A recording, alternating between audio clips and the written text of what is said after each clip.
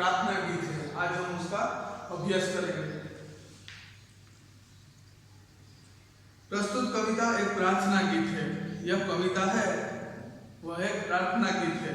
कवि ईश्वर से प्रार्थना करते हैं, जिसमें ईश्वर के प्रति कृतज्ञता का भाव व्यक्त हुआ है।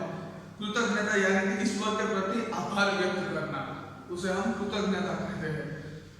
तो उस भाव का यहाँ पर वर्णन किया है कि ईश्वर ने हमें सब कुछ दिया। ये जमीन दी, ये आसमान दिया, सूर्य, चंद्र, तारे, सभी कुछ हमें ईश्वर ने दिया। यहाँ तक कि हमारा ये शरीर, उसके अंदर जो आत्मा बसा हुआ है, वो भी हमें ईश्वर की बदौलत मिला है। तो ये सभी भेंट जो ईश्वर ने हमें दी है, उसके कारण हमें ईश्वर का शुक्रिया अदा करना चाहिए, ईश्वर का आभार मानना चाहिए। साथ ही ईश्वर की सर्वोपरिता को स्वीकारा गया है। सर्वोपरिता यानी कि सबसे ताकतवर कौन है? तो कि ईश्वर की सर्वोपरिता को भी स्वीकारा गया है कि ईश्वर जो चाहे वो कर सकता है। वो चाहे तो प्रलय भी ला सकते हैं, और वो चाहे तो हर कोई सुखी भी हो सकता है। तो यह हमारी कविता का भावार्थ यहाँ पर है कि इस कविता में हमें क्या बताया गया है। तो हम कविता में आगे बढ़े, कविता को समझे, इससे पहले मैं आपको इस कविता का एक एनिमेशन वीडियो दिखाता हूँ, जिसमें आप यह सीख सकते हैं कि इस कविता को कैसे गाया जाए। तो आप पहले वह एनिमेशन वीडियो देख लीजिए और साथ साथ कविता को गा भी लीजिए और समझ भी लीजिए कि इस कविता को हम कैसे गा सकते हैं।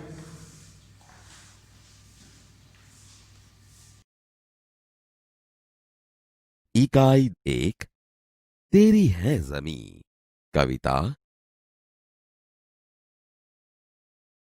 बाल दोस्तों, आज आप जो गीत सुनने वाले हो वह प्रार्थना गीत है। इसे द बर्निंग ट्रेन से लिया गया है। तो सुनिए, ध्यान से कविता सुनिए।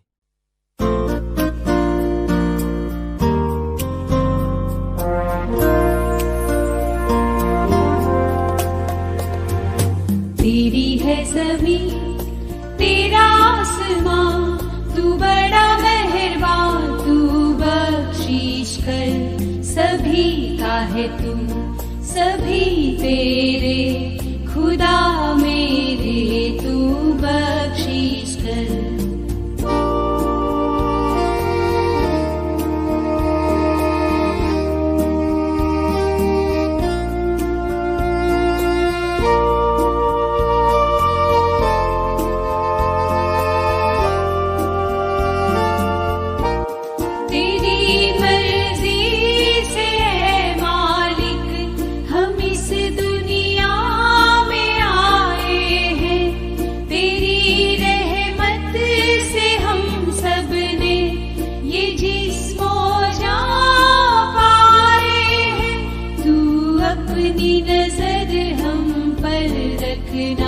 किस हाल में है ये खबर रखना।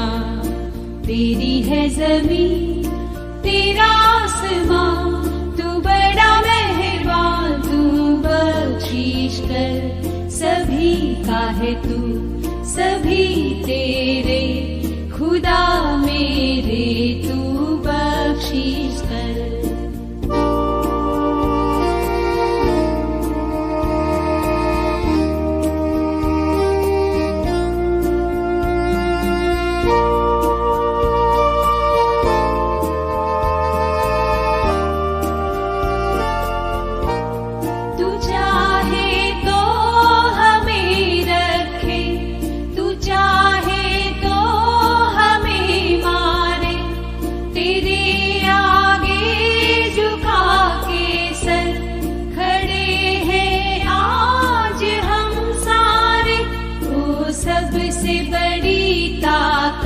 वाले तू चाहे तो हर आफत टाले।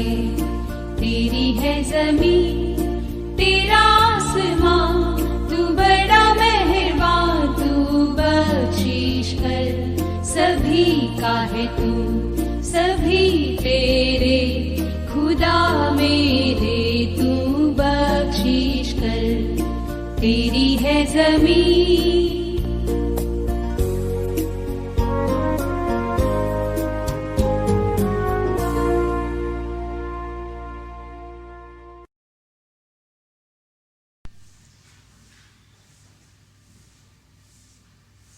तो वीडियो देखने के बाद आपको पता चल ही गया होगा कि इस कविता को हम कैसे गा सकता है, और आपने भी साथ साथ में गाना सीख लिया होगा।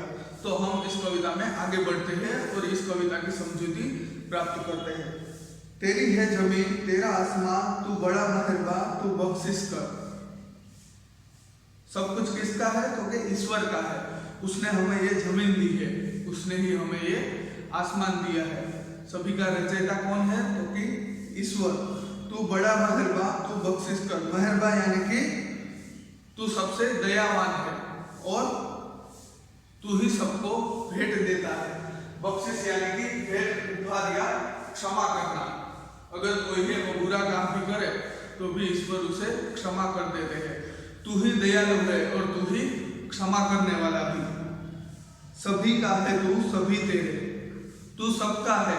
भगवान किसी में भी भेदभाव नहीं करता, हिंदू हो, मुस्लिम हो, सिख, ईसाई या ख्रिस्ती, कोई भी धर्म का, कोई भी जाति का आदमी हो, ईश्वर किसी में भेदभाव नहीं करता। ईश्वर सबका है और सभी है जो मानव है, मानव प्राणी, यहाँ तक कि जो छोटे छोटे कीट, उसकी भी रचना किसने की है? ईश्वर ने। तो ईश्वर सभी का है और सभी ईश्वर के हैं।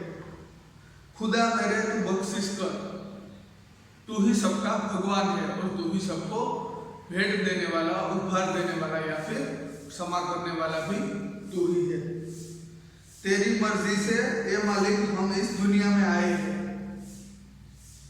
भगवान की मर्जी से ही हम इस दुनिया में आए हैं।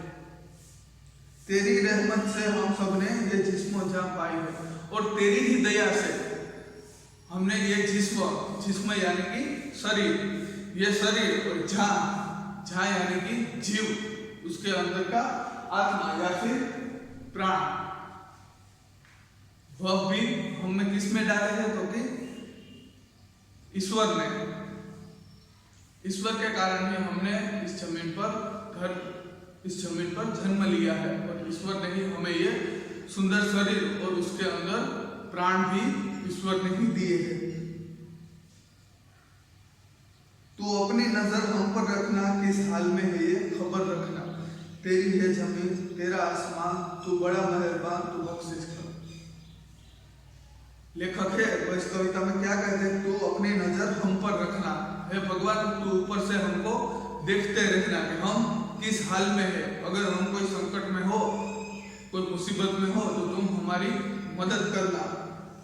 तुम अपनी नजर हम पर रखना, किस हाल में है खबर रखना। हम किस हाल में है, हम जो भी अच्छी परिस्थिति में हो या बुरी परिस्थिति में, तुम हमेशा हमारे साथ रहना और हम पर कोई संकट आए तो तुम उसमें सहायता करना, मदद करना।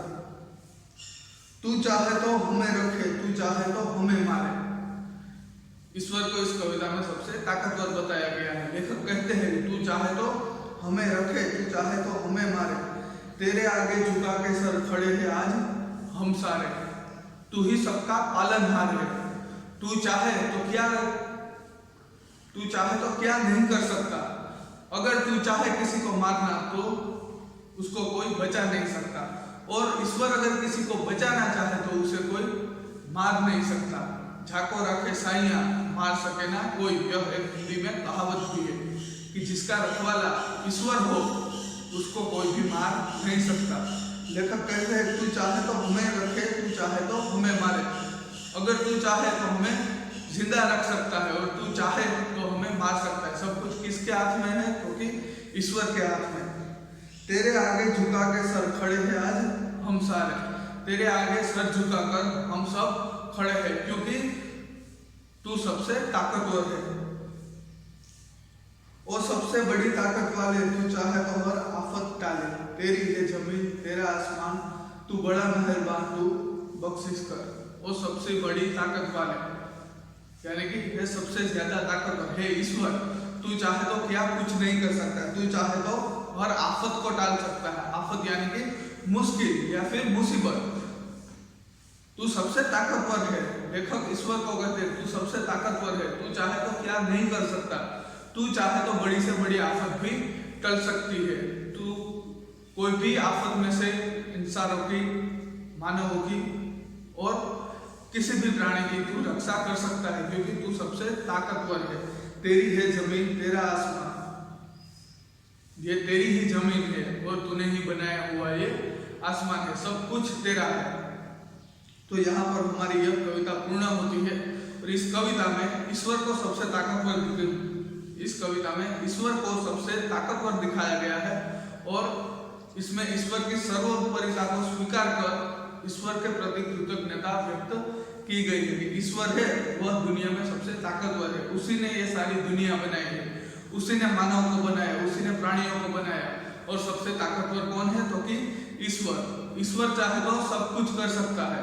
ईश्वर अगर किसी को मारना चाहे तो उसको कोई बचा नहीं सकता, और ईश्वर अगर चाहे किसी को बचाना तो उसे कोई मार नहीं सकता। सबसे ताकतवर ईश्वर ही है। ईश्वर चाहे तो कोई भी मुश्किल से हमें निकाल सकते हैं। तो यहाँ पर यह हमारा काव्य पूर्ण होता है। और अंत में मैंने यहाँ पर कुछ शब्दार्थ लिखे हैं, तो हम उसका अर्थ जान लेते हैं। बख्शिश, भेद, उपहार या फिर क्षमा करना। मालिक, स्वामी या ईश्वर। रहमत, कृपा। आफत, मुश्किल या संकट। मेहरबान, कृपालु या दयालु। जिस्म, शरीर, तन, देह, जो भी हम कहना चाहें। छाया यानी कि प्राण। तो यहाँ पर हमारा यह प्रथम काव्य है वह पूर्ण होता है। Thank you.